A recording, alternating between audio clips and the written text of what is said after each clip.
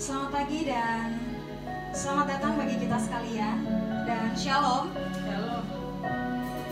Patut kita bersyukur kepada Tuhan karena kasih dan penyertaan-Nya kita masih dipertemukan di tempat ini untuk bersama-sama beribadah, memuji dan memuliakan nama Tuhan.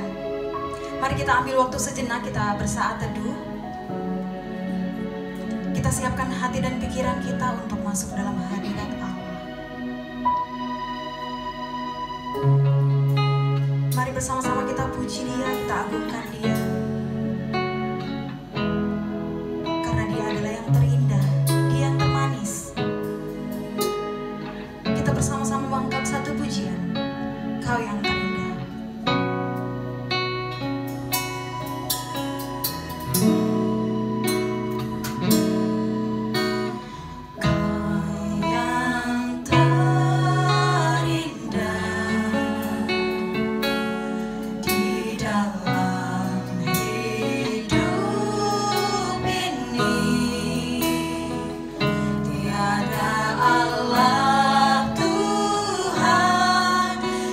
Seperti Engkau, besar perkasa penuh kemuliaan,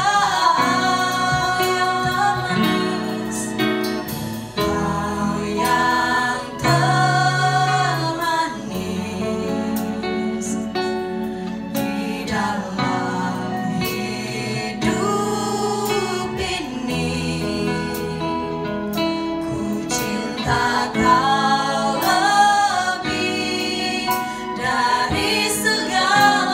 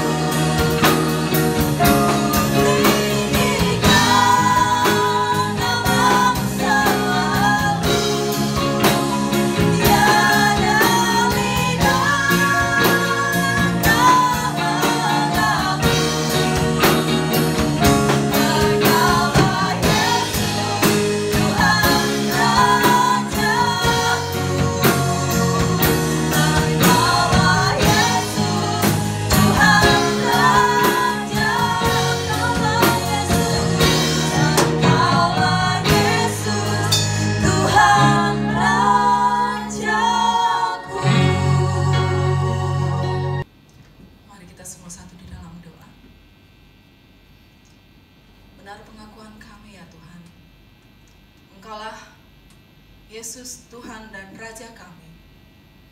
Terpujilah nama-Mu ya Tuhan, kekal selama-lamanya. Terima kasih ya Tuhan untuk kesempatan yang Tuhan anugerahkan kepada kami bersama pada saat ini. Untuk kami beribadah, berbakti, memuji dan memuliakan nama-Mu, dan juga mendengarkan kebenaran firman-Mu. Kami hanya mohon Roh Kudus yang menaungi semua kami ya Tuhan. Tuhan tolong dari awal, pertengahan, hingga akhirnya. Kami semua beroleh keberkatan yang dari-Mu, dan di dalamnya hanya nama Tuhan Yesus Kristus yang ditinggikan dan dimuliakan. Terpujilah nama Tuhan Yesus Kristus. Kami serahkan semuanya ke dalam tangan Tuhan. Hanya di dalam nama Tuhan Yesus, Tuhan dan Juru Selamat kami hidup. Haleluya. Amin. Jemaat yang kekasih, mari kita bersama-sama mengucapkan pengakuan iman rasuli dengan berkata, Aku percaya kepada Allah, Bapa yang Maha Kuasa, pencipta langit dan bumi, dan kepada Yesus Kristus, Anak yang tunggal Tuhan kita, yang dikandung dari Roh Kudus, lahir dari anak darah Maria, yang menderita di bawah pemerintahan Pontius Pilatus, disalibkan, mati dan dikuburkan, turun ke dalam kerajaan maut, pada hari yang ketiga, bangkit pula dari antara orang mati, naik ke surga, duduk di sebelah kanan Allah, Bapa yang Maha Kuasa, dan akan datang dari sana untuk menghakimi orang yang hidup dan yang mati. Aku percaya kepada Roh Kudus, gereja yang kudus sama, persekutuan orang kudus, pengampunan dosa, kebangkitan tubuh, dan hidup yang kekal. Amin. Masih semangat untuk memuji nama Tuhan, amin. Mari kita bersama-sama memuji Dia, memuliakan Dia dengan satu pujian. Datanglah dan berkata. Amin.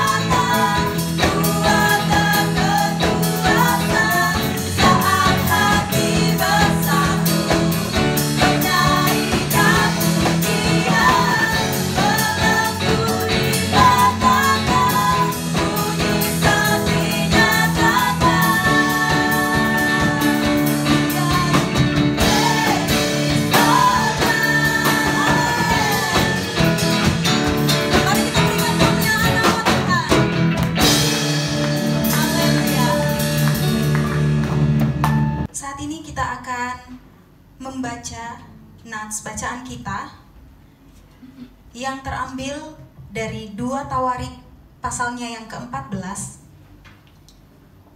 2 Tawarik pasalnya yang ke-14, ayatnya yang pertama sampai ayatnya yang ke-15. Bersama-sama kita buka Alkitab kita. Jika sudah dapat, kita akan baca secara bergantian. Ayatnya yang ganjil akan saya bacakan dan ayatnya yang genap saudara-saudara sekalian akan membacakannya. 2 Tawarik 14 ayatnya yang pertama sampai ayatnya yang ke-15. Firman Tuhan. Kemudian Abia mendapat perhentian bersama-sama dengan nenek moyangnya, dan ia dikuburkan di kota Daud. Maka Asa, anaknya, menjadi raja menggantikan dia. Pada zaman pemerintahannya, negeri itu aman selama 10 tahun. Asa melakukan apa yang baik dan yang benar di mata Tuhan Allah. Ia menjauhkan mesbah-mesbah asing dan bukit-bukit pengorbanan, memecahkan tugu-tugu berhala, dan menghancurkan tiang-tiang berhala. Ia memerintahkan orang Yehuda supaya mereka mencari Tuhan, Allah nenek moyang mereka, dan mematuhi hukum dan perintah. Ia menjauhkan bukit-bukit pengorbanan dan pedupaan-pedupaan dari segala kota di Yehuda, dan kerajaan pun aman di bawah pemerintahannya. Karena negeri itu aman dan tidak ada yang memerangi di tahun-tahun itu, ia dapat membangun kota-kota benteng di Yehuda. Tuhan telah mengaruniakan keamanan kepadanya. Katanya kepada orang Yehuda, marilah kita memperkuat kota-kota ini dan mengelilinginya dengan tembok beserta menara-menaranya, pintu-pintunya, dan palang-palangnya. Negeri ini masih dalam tangan kita, karena kita mencari Tuhan Allah kita, dan Ia mencari kita, serta mengaruniakan keamanan kepada kita di segala penjuru. Maka mereka melaksanakan pembangunan itu dengan berhasil. Pasukan-pasukan Asa yang dari Yehuda jumlahnya 300.000 orang, yang membawa perisai besar dan tombak, dan yang dari Benyamin jumlahnya 280.000 orang, yang membawa perisai kecil, sebagai pemanah. Mereka semua melawan dan perkasa. Serah, orang Ethiopia itu, maju berperang melawan mereka dengan tentara sebanyak 1.000.000 orang dan 300 kereta. Ia sampai ke Maresa. Lalu Asa maju menghadapinya. Mereka mengatur barisan perangnya di lembah Zefata dekat Maresa. Kemudian Asa berseru kepada Tuhan Allahnya, "Ya Tuhan, selain daripada Engkau, tidak ada yang dapat menolong yang lemah terhadap yang kuat. Tolonglah kami ya Tuhan, Allah kami, karena kepadamu-lah kami bersandar, dan dengan nama-Mu kami maju melawan pasukan yang besar jumlahnya ini. Ya Tuhan, Engkau Allah kami, jangan biarkan seorang manusia mempunyai kekuatan untuk melawan Engkau." Dan Tuhan memukul kepala orang-orang Ethiopia itu di hadapan Asa dan dia. Orang-orang Ethiopia itu lari. Lalu dikejar oleh Asa dan laskarnya sampai ke Gerar. Dari orang-orang Ethiopia itu amat banyak yang tewas, sehingga tidak ada yang tinggal hidup, karena mereka hancur di hadapan Tuhan dan tentaranya. Orang-orang Yehuda memperoleh jarahan yang sangat besar. Mereka mengalahkan semua kota di sekeliling Gerar, karena ketakutan yang dari Tuhan menimpa penduduknya. Mereka menjalani semua kota itu, karena jarahan yang besar terdapat di situ. Tenda-tenda pemilik ternak pun direbut mereka, dan banyak kambing domba dan unta diangkutnya sebagai jarahan, lalu mereka kembali ke Yerusalem. Amin. Terpuji nama Tuhan. Kita telah mendengarkan firman Tuhan, membaca dan bersama-sama. Saat ini sebagai pengantar untuk mendengarkan sabda Tuhan, kita angkat satu pujian, Kaulah Harapan.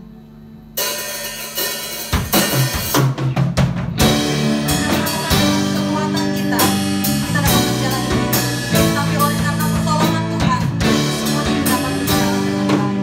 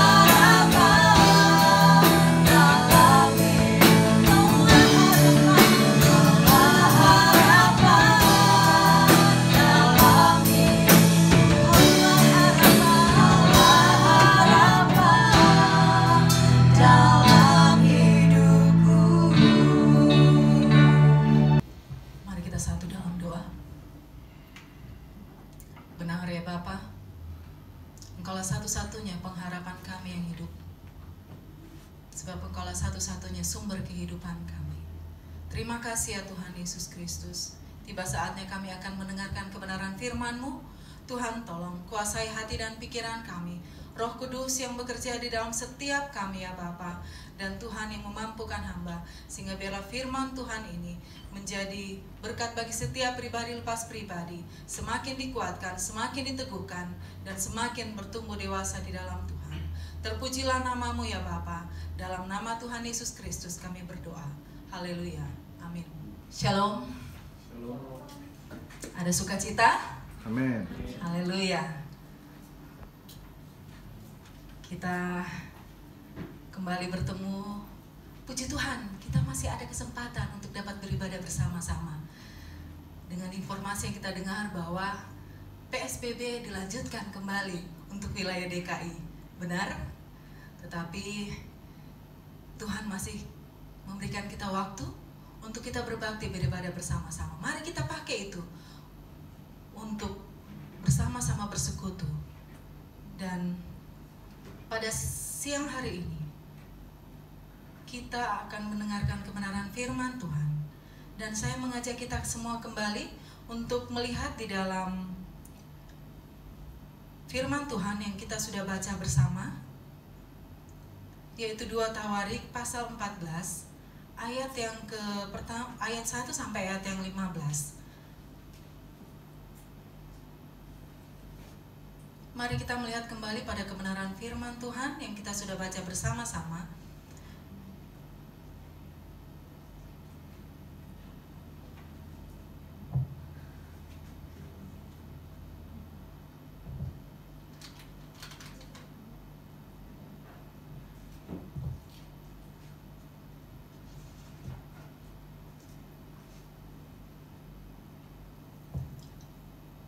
Firman Tuhan yang kita sudah baca bersama tadi, saya memberikan satu tema, yaitu kesetiaan yang diberkati. Ayat hafalan kita yang kita sudah baca, yang sebentar akan kita hafalkan bersama-sama, yang sekilas diperlihatkan di LCD dari Mazmur 145 ayat yang ke-18. Mari kita intip sejenak. Mazmur 145 ayat yang ke-18. Mungkin bisa diperlihatkan sekilas. Kita membaca bersama-sama. Intip sedikit karena sebentar kita juga akan kembali menghafalkannya. Jadi mari kita membaca bersama-sama di dalam Mazmur 145 ayat yang ke-18. 2, 3. Tuhan dekat kepada setiap orang yang berseru kepadanya, pada setiap orang yang berseru kepadanya dalam kesetiaan.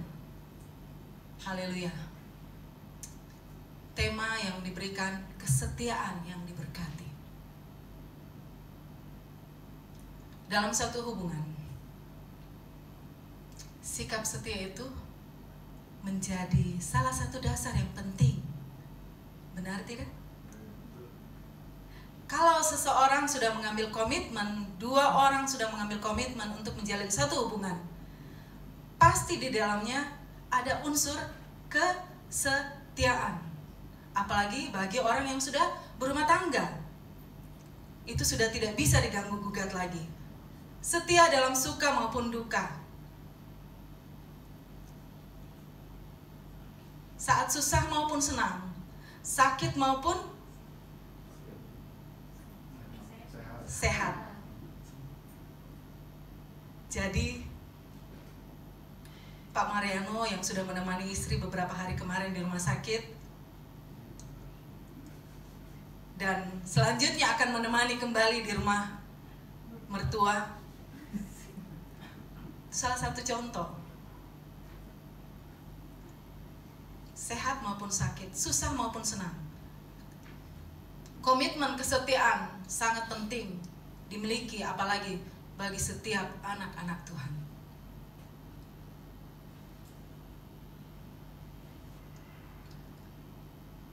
Tuhan Yesus sendiri sudah memberikan satu teladan bagaimana dia setia dari awal sampai pada akhirnya.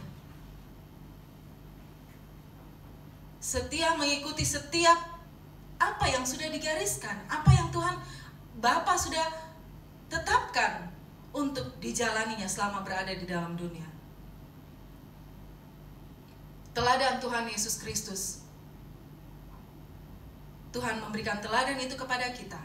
Dan Dia tahu kita pasti bisa untuk melakukannya. Manusia diberikan pilihan bebas, kehendak bebas. Oke? Tetapi apakah dengan kehendak bebas itu kita mau juga setia kepada Dia? Ada orang bilang gini, "Ogah, aku kan masih muda.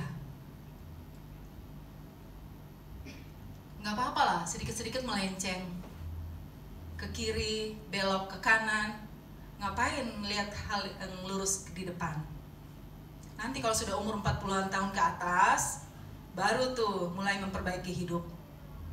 Nah, kalau tiba-tiba Tuhan panggil di usia 20-an, telat. Kata Sandro, udah terlanjur. Nah, jemaat yang kekasih dalam Tuhan Yesus Kristus, saya melihat di Kamus Besar Bahasa Indonesia, kata setia itu sendiri adalah sikap berpegang teguh pada janji atau pendirian, patuh dan taat. Ia tetap setia melakukan pekerjaannya. Ia tetap setia memenuhi janjinya. Janji kita sebagai pengurus jemaat untuk melaksanakan tanggung jawab yang Tuhan beri. Itu adalah janji kita kepada Tuhan di hadapan jemaat. Beberapa pengurus masih ingat? Didoakan di depan hamba-hamba Tuhan. Itu adalah janji kita untuk setia dalam pelayanan. Kalau bagi muda-mudi, aku akan tetap setia memenuhi janji, walaupun harus melewati 7 samudra.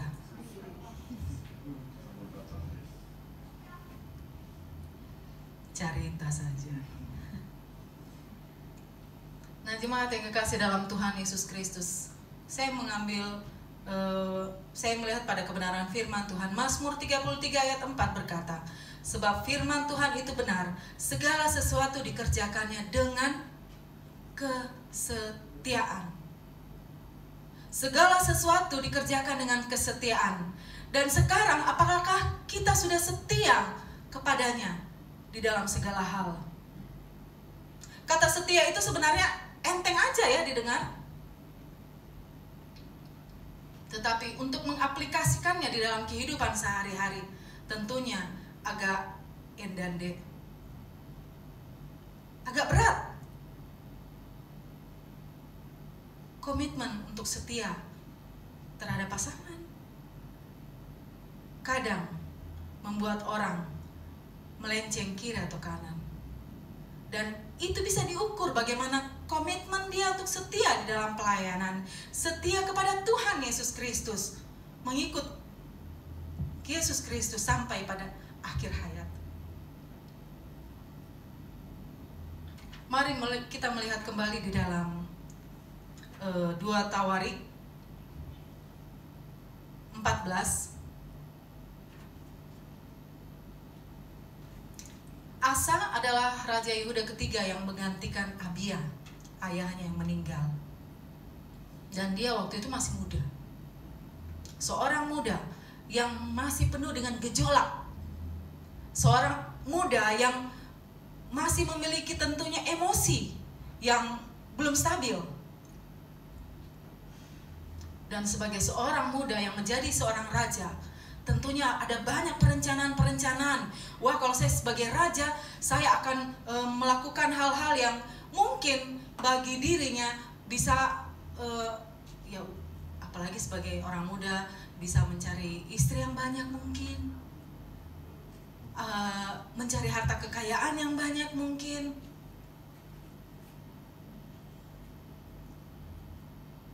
Dan dia sebagai seorang Raja Israel yang memimpin, sebagai Raja Yehuda yang memimpin setelah Israel itu terpecah. Jadi Rehabeam, jadi Asa ini ada dari garis keturunan Rehabeam. Mari kita melihat bersama-sama, saya mengajak jemaat untuk kita melihat siapa sih itu Asa. Di 1 Raja-Raja, mari kita melihat bersama-sama di dalam 1 Raja-Raja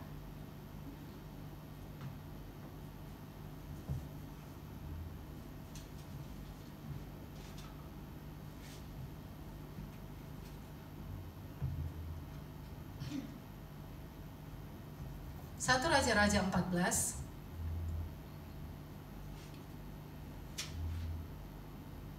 ayat yang ke-21.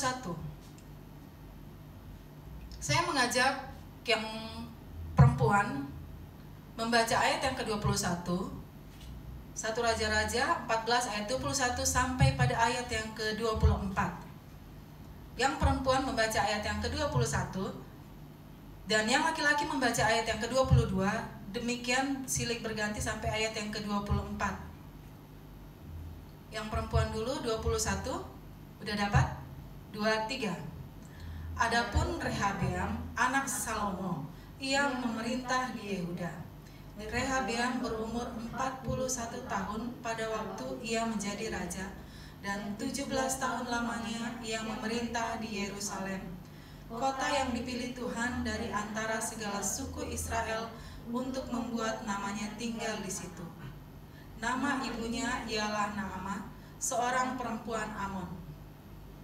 Tetapi orang Yehuda melakukan apa yang jahat di mata Tuhan, dan mereka menimbulkan cemburunya dengan dosa yang diperbuat mereka, lebih daripada segala yang dilakukan nenek moyang mereka.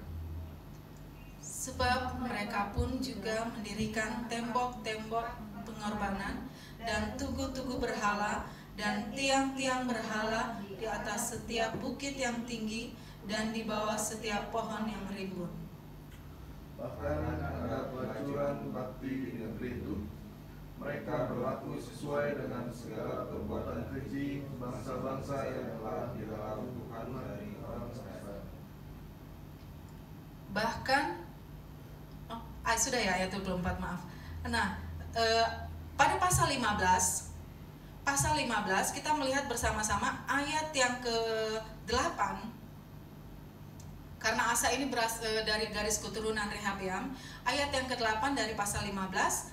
Kemudian Abia mendapat perhentian bersama-sama dengan nenek moyangnya, dan ia dikuburkan di kota Daud. Maka Asa anaknya menjadi raja menggantikan dia. Jadi Asa ini adalah garis keturunan dari Rehabeam menjadi raja Yehuda. Karena kerajaan Israel terpecah menjadi dua. Rehabeam memegang Yehuda, dan Yerobeam untuk kerajaan Israel. Oke, mari kita melihat kembali pada kebenaran firman Tuhan di dalam 2 Taurat. Kembali kita, jemaat yang kekasih dalam Tuhan Yesus Kristus. Prinsip penting dari kesetiaan yang diberkati adalah, mari kita melihat bersama-sama di ayat yang kedua. Asa melakukan apa yang baik dan yang benar di mata Tuhan Allahnya. Ketika Asa menjadi seorang raja, hal yang dilakukan yang sangat prinsip adalah dia mulai membersihkan Yehuda dari segala bentuk penyembahan berhala. Dia bersihkan semuanya. Ayat yang ketiga, dan mari kita melihat bersama-sama. Ia menjauhkan mezbah-mezbah asing dan bukit-bukit pengorbanan, memecahkan tugu-tugu berhala dan menghancurkan tiang-tiang berhala. Ayat yang kelima, ia menjauhkan bukit-bukit pengorbanan dan pedupaan-pedupaan dari segala kota di Yehuda. Asa melakukan perubahan-perubahan besar dalam kehidupan bangsa Yehuda.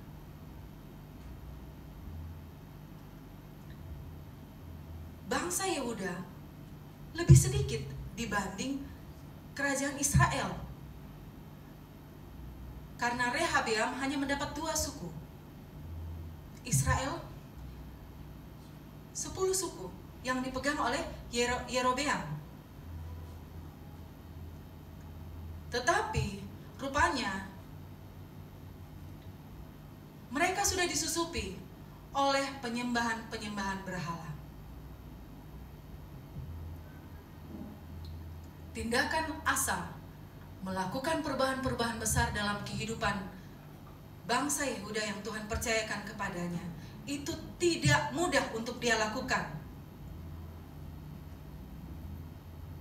Asa berketetapan hati untuk tidak mengikuti jejak ayahnya dan neneknya.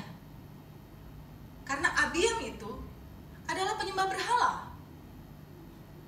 Karena diajar oleh mamahnya, yaitu neneknya Asa, yaitu Maakah. Justru neneknya itu yang membawa penyembahan berhala dalam kerajaan mereka. Asa tidak membatasi pembaharuan tersebut pada orang-orang asing, pada rakyatnya, tetapi dia juga akhirnya memecat neneknya sebagai ibu suri. Itu bukan suatu hal yang gampang. Itu bukan suatu hal yang mudah untuk dilakukan. Apalagi sebagai seorang cucu ya. Entar dibilangnya apa? Kamu cucu yang kualat. Masa nenek dipecat? Tidak hormat kepada orang tua. Apalagi nenek-nenek. Asa lebih takut kepada Tuhan Allahnya daripada, bukan berarti dia tidak menghormati neneknya sebagai orang yang tua, tetapi dia lebih menghormati Tuhan untuk menyenangkan hati Tuhan. Asa lebih memilih untuk melakukan apa yang baik dan benar di mata Tuhan, karena dia tidak mau mencari pujian dari manusia. Dia hanya mau menyenangkan hati Tuhan. Asa tidak hanya melakukan perombakan, tetapi ada aksi, yaitu dia merobohkan semua patung-patung berhala itu. Dia hanya tidak omong doang. Ada kan orang bilang, dia diajak, ayo kita ke gereja. Iya, nanti ya, nanti saya ke gereja. Nanti itu mungkin tahun depan baru dia datang ke gereja. Iya, nanti ya, saya baru ikut pelayanan. Nanti kalau sudah kecelakaan baru, oh iya ya, aduh Tuhan maaf, saya bernasar, kalau Tuhan sembuhkan saya, baru saya akan ikut pelayanan. Asa tidak omong doang, tetapi Asa melakukan tindakan, yaitu merobohkan semua patung-patung berhala. Wih, bisa viral ya kalau untuk zaman sekarang itu ya. Bisa viral itu, bisa jadi viral. Nanti orang akan berkomentar, para netizen akan berkomentar, cucu kualat, tidak menghormati orang tua, tidak menghargai tradisi. Asa lebih takut kepada Tuhan. Dia mau melakukan apa yang baik dan benar di mata Tuhan. Melakukan sesuatu yang baik belum tentu benar, tetapi kalau melakukan sesuatu yang benar, itu pasti baik adanya.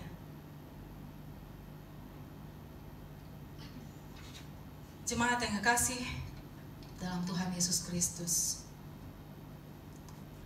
Asa memerintahkan orang Yehuda supaya mereka mencari Tuhan Allah nenek moyang mereka. Ayat yang keempat berkata, ia memerintahkan orang Yehuda supaya mereka mencari Tuhan Allah nenek moyang mereka dan mematuhi hukum dan perintah. Asa sudah tahu kebenaran. Asa sudah tahu hukum dan ketetapan yang diberikan. Dan dia juga mengajak semua rakyatnya untuk patuh pada perintah dan ketetapan yang Tuhan sudah berikan. Asa ingin memberikan dampak positif bagi rakyatnya.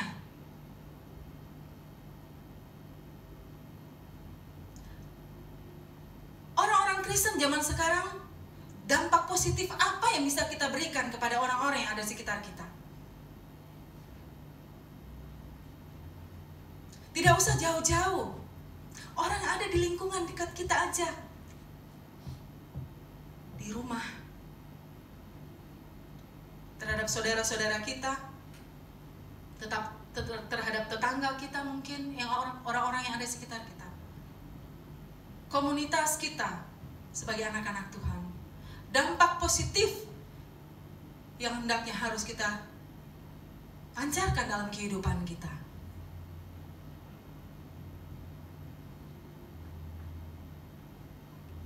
Seperti yang sudah saya singgung tadi, Yehuda sudah mengalami pencemaran rohani.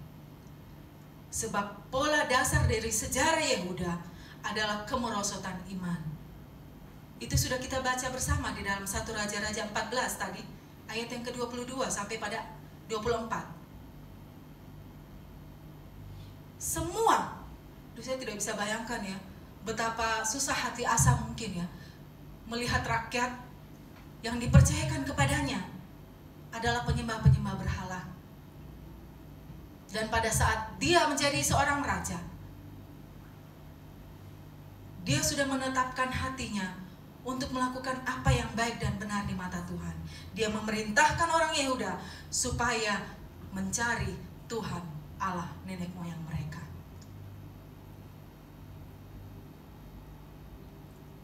Karena Asa yakin ada berkat yang menyertai di saat taat dan setia kepada Tuhan.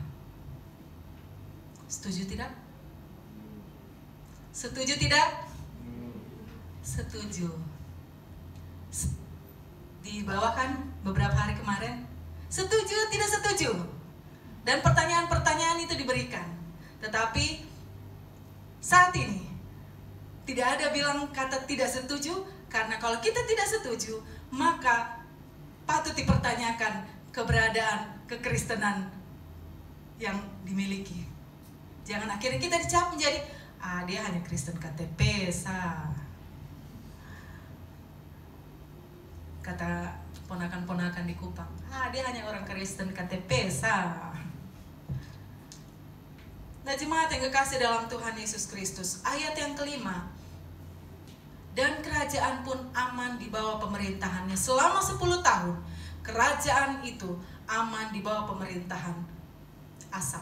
Ayat yang ke-6, karena negeri itu aman dan tidak ada yang memeranginya di tahun-tahun itu, ia dapat membangun kota-kota benteng di Yehuda. Tuhan telah mengaruniakan keamanan kepadanya. Buah dari ketaatan dan kesetiaan kepada Tuhan dapat mereka nikmati.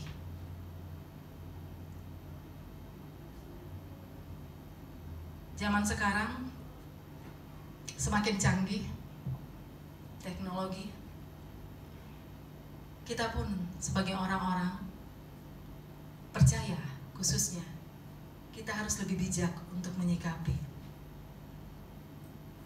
Apakah sesuatu yang terpampang nyata di media sosial itu adalah hal yang bersifat membangun kita di dalam Tuhan, atau malah melemahkan iman kita di dalam Tuhan?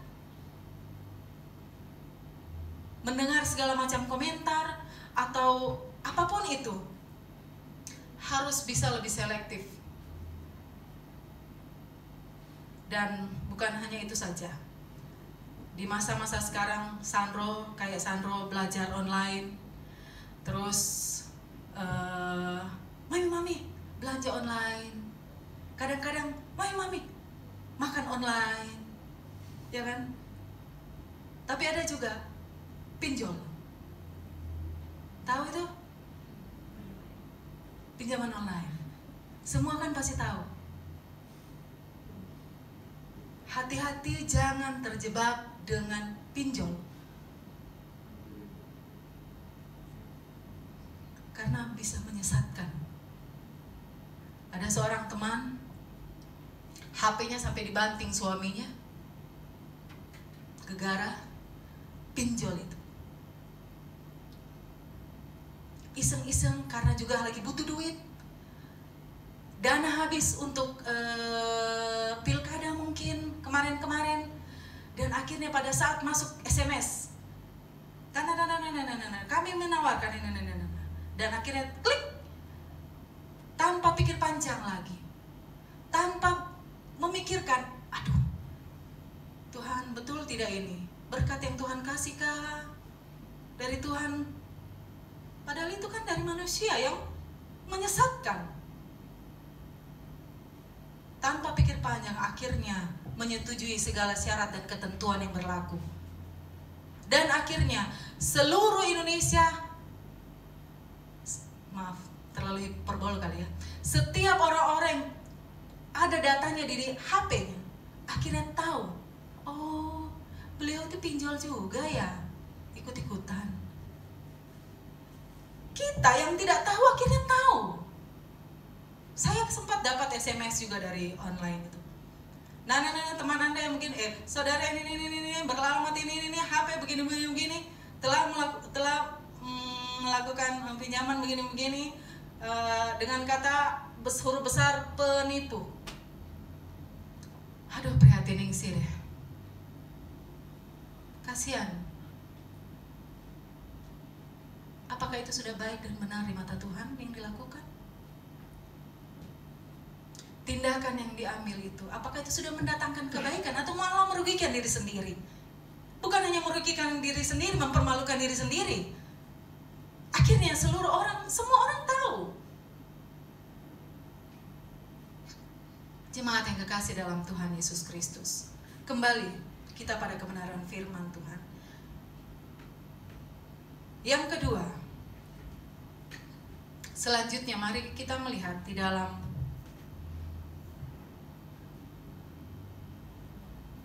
ayat yang ke-11. Asa berseru kepada Tuhan Allahnya. Asa mengandalkan Tuhan pada saat dia mengalami perang. Walaupun dikatakan pada ayat-ayat sebelumnya ada dalam situasi aman, tetapi Tuhan mengizinkan dia mengalami perang. Yaitu dari Serah, orang Ethiopia itu maju berperang melawan mereka dengan tentara sebanyak 1.000.000 orang dan 300 kereta. Sekalipun Asa hanya memiliki 580.000 prajurit yang terdiri dari Yehuda itu 300.000 dan Benyamin itu 280.000, digabungkan jadi 580.000 dan harus berperang melawan 1.000.000 prajurit. Itu satu kondisi yang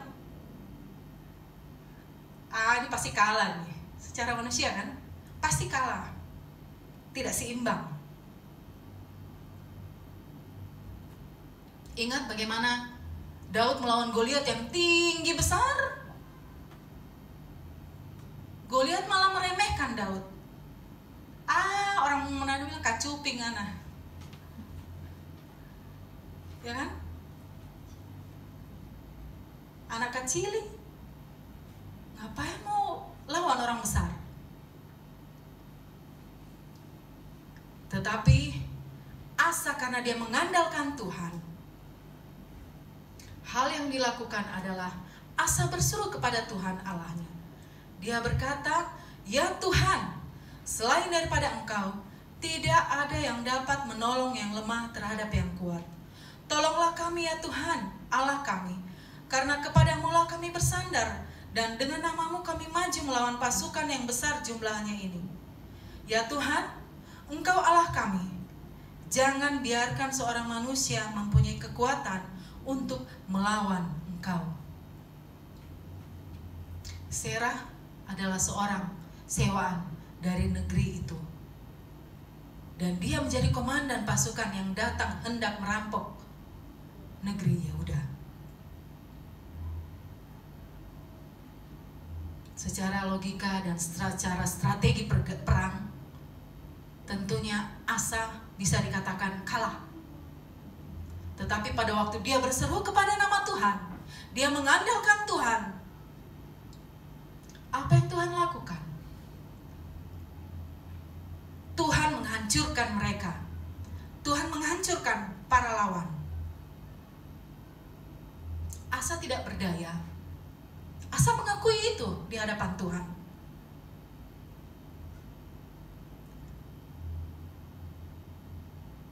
Tolonglah kami ya Tuhan, Allah kami, karena kepadamu-Lah kami bersandar, dan dengan nama-Mu kami maju melawan pasukan yang besar jumlahnya ini.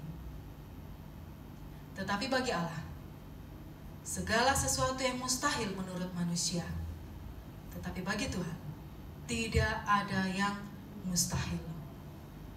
Asa sungguh-sungguh berseru dan mengandalkan Tuhan.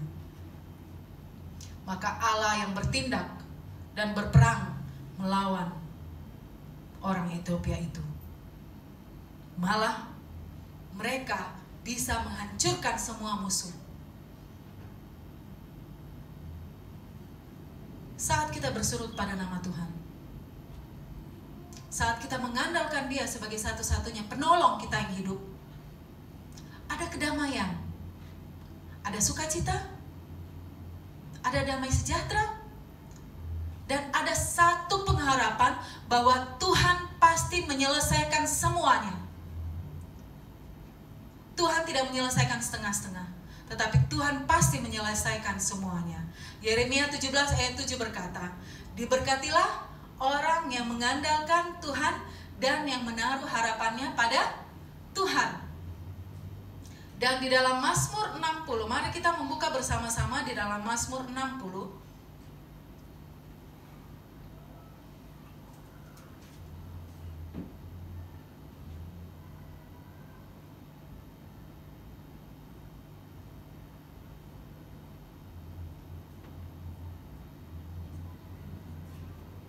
Mazmur 60 ayat 13 dan 14 berkata, berikanlah kepada kami pertolongan terhadap lawan, sebab sia-sia penyelamatan dari manusia. Dengan Allah akan kita lakukan perbuatan-perbuatan gagah perkasa, sebab Ia sendiri akan menginjak-injak para lawan kita. Firman Tuhan sudah memberikan kekuatan kepada kita.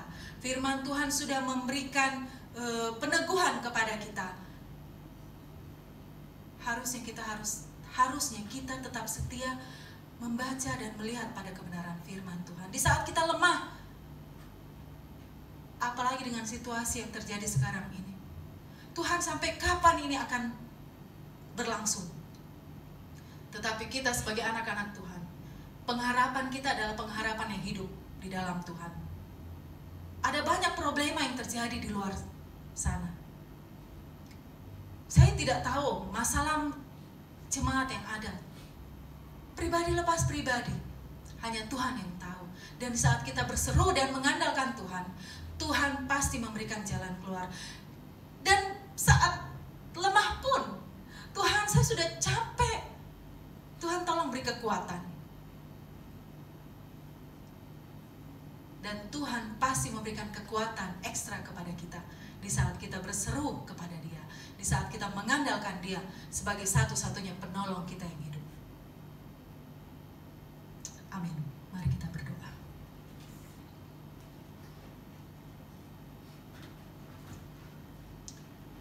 Terpujilah nama-Mu ya Allah kami yang hidup. Terima kasih ya Tuhan. Terima kasih untuk kebenaran firman Tuhan. Tuhan tolong kami menghidupi kebenaran firman-Mu dalam kehidupan yang Tuhan anugerahkan kepada kami hari lepas hari. Tuhan tolong mampukan kami sebagai pribadi lepas pribadi di hadapan-Mu dengan kekuatan Roh Kudus-Mu ya Tuhan, yang memampukan kami menjadi anak-anak Tuhan yang sungguh-sungguh melakukan segala kebenaran firman Tuhan, melakukan sesuatu dengan melihat apakah itu baik dan benar di mata Tuhan.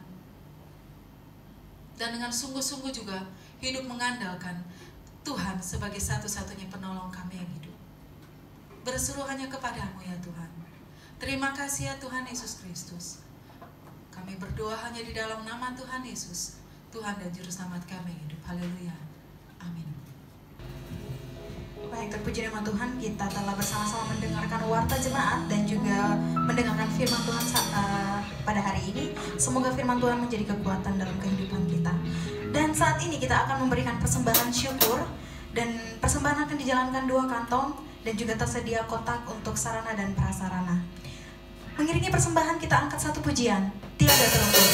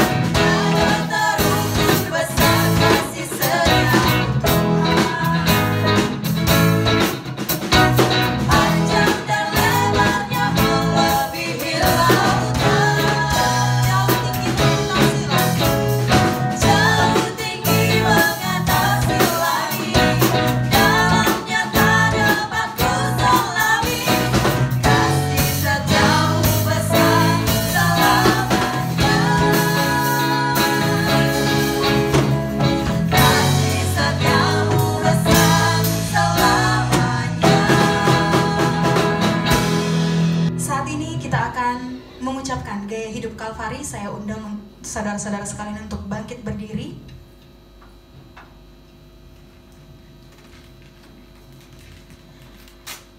Gaya Hidup Kalvari dimulai dari huruf C. Cross of Christ bersaksi tentang karya Kristus. A. Anointing, hidup dalam pengurapan Roh Kudus. L. Love, hidup dalam kasih Allah setiap hari. V. Victorious, menjadi lebih dari pemenang. A. Adoration, menjadi penyembah yang benar. R. Restoration, mengalami pemulihan hidup setiap hari. D. Yoke, siap menderita sebagai murid Kristus. Saat ini juga kita akan mengakhiri ibadah kita. Kita mengangkat satu pujian, Bukti Kebesaran-Mu. Dalam